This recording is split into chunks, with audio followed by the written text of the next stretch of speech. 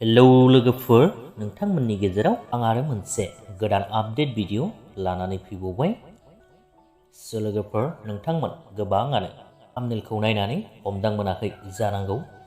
बेनिखायनो गासैखौबो मोनथिनो थाखाय आसा खालामो भिडिअखौ जोबजासिम नायलांगोन होननानै।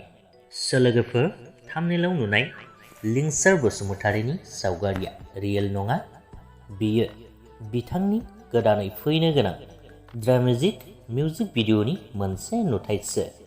लिसन रामे बिथांनिनो डाइरेक्शन करिय'ग्राफ खालामनाय बे मिउजिक भिडिअखौ आर सानजारां एन्टारटेनमेन्ट चेनेलावनो साननैसोनि उनावनो नुनो मोनगोन।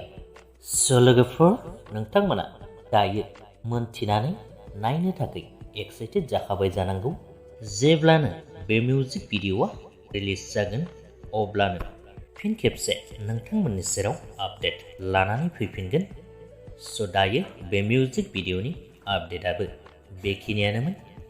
भिडिअखौ नायनानै मोजां मोनदोंब्ला लाइक खालामदो, लोगोसेनो चेनेलखौबो साबस्क्राइब खालामनानै लादो।